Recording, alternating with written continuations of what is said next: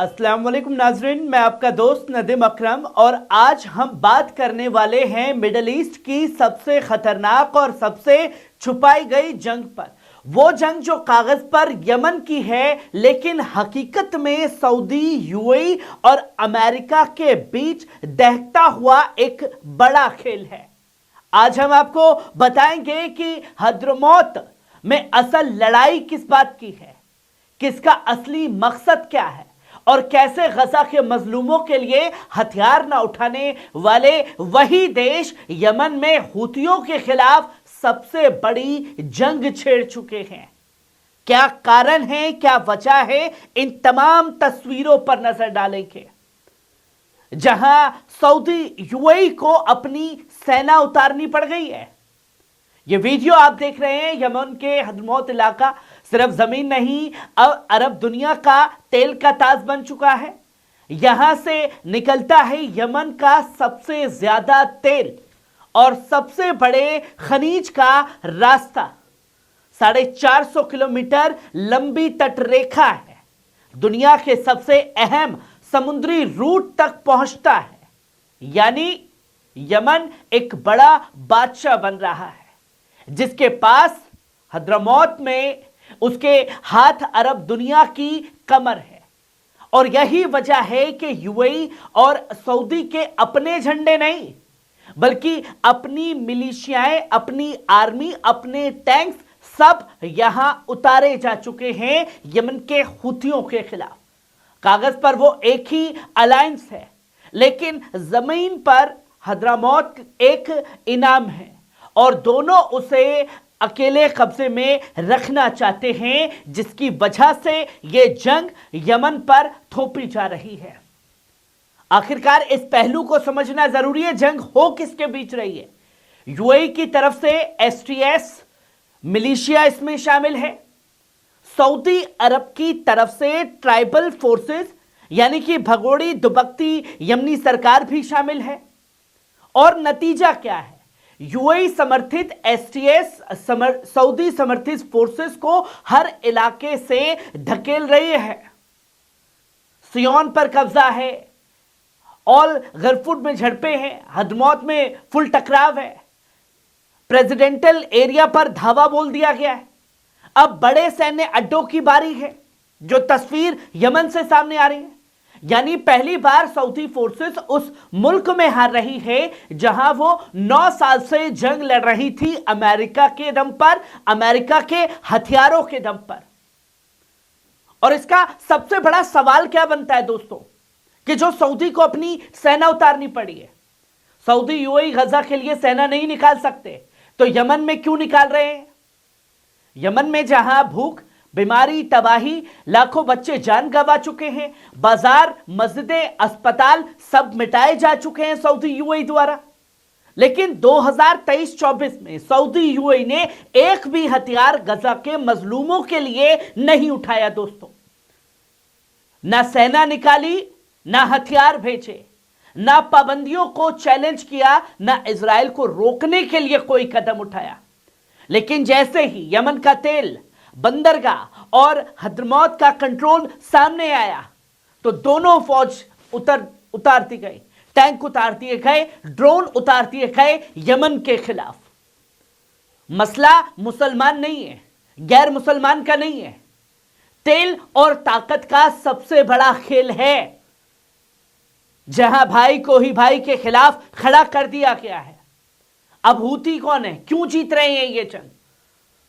हुतियों को western media खासतौर पर टेररिस्ट कहता है, गल्फ मीडिया ईरानी प्रॉक्सी कहता है।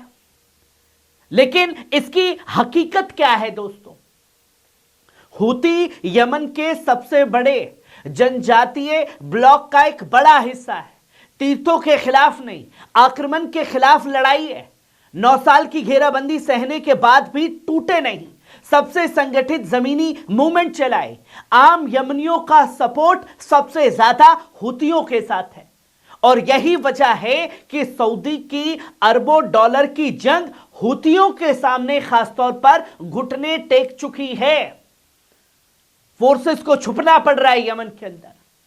आज हुती सैन्य रूप से, मीडिया रूप से पूरी तरह से ताकतवर हो चुके हैं, नैरेटिव रूप से भी ऊपर उठ चुके हैं। जिन्हें आप आतंकी कह रहे थे, जिन्हें आप ये बता रहे थे कि साहब ये तो मिलिशिया है, ईरानी प्रॉक्सी है, वही प्रॉक्सी सबसे ज्यादा हमले करते हुए गजा के लिए दिखाई दी। यमन की जंग को सही नाम दिया जाए तो ऑयल प्लस पोर्ट्स वार अंडर अमेरिकन स्पॉन्सरशिप कहा जाएगा। अमेरिका, सऊदी व यूएई के बीच जानबूझकर कंट्रोल की लड़ाई छिड़ता है ताकि हमेशा दोनों एक दूसरे पर निर्भर रहें कि भाई हम अकेले नहीं लड़ सकते, तू भी बैकअप के लिए आ जा और तू भी बैकअप के लिए आ जा। क्यों? क्योंकि जब तक सऊदी, यूएई, यमन, अरब दुनिया एक दूसरे से लड़ेंगे तो वेस्ट का हथियार और डॉलर कमा रहेगा, मजबूत होगा।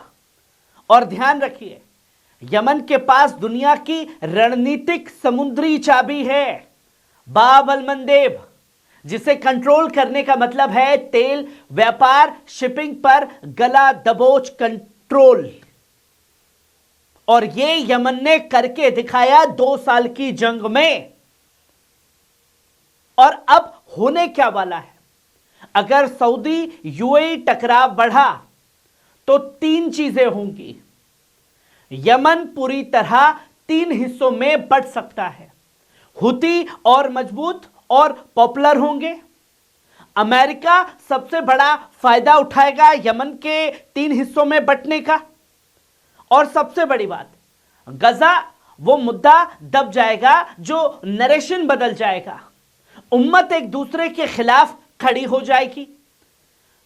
यही असली गेम है कि गजा से ध्यान हटाना है, इजराइल ने जो जुल्म ज्यादती की है उसे छुपाना है, फिर यह बताना है कि साहब देखिए सऊदी ने यमन पर जुल्म किया, यूएई ने यमन पर जुल्म किया। यमन इस जंग के लिए इसलिए हो रहा है कौन मुसलमान है या कौन नहीं, जंग इसलिए हो रही है कि अरब की 2 सबसे अमीर मुल्क सबसे गरीब मुल्क के तेल पर झंडा गाड़ना चाहते हैं। सऊदी और यूएई गजा के लिए हथियार नहीं निकाल सके, लेकिन यमनियों के तेल के लिए टैंक निकाल लाए हैं साहब। यमन रखवालों का मुल्क है। हुतियों ने 9 साल में दुनिया की सबसे महंगी युद्ध मिशनरी को रोक दिया। और यही बात अमेरिका, सऊदी और यूएई को सबसे ज्यादा खटकती है कि इतना सा गरीब देश, और उसने जंग जारी रखी। लेकिन सच्चाई अभी भी अब छुप रही है, और जब सच्चाई सामने आती है तो खेल बदलते हैं साहब, और नकाब गिरते हैं। और वो नकाब सऊदी यूएई का बीते 2 साल की जंग में भी गिरा, और अब जो हरकतें हो रही हैं उसमें भी पूरी तरीके से बेनकाब होते हुए दिखाई दे रहे हैं। कैसी लगी खबर? कमेंट बॉक्स में आकर के अपनी राय जरूर दीजिएगा। शुक्रिया।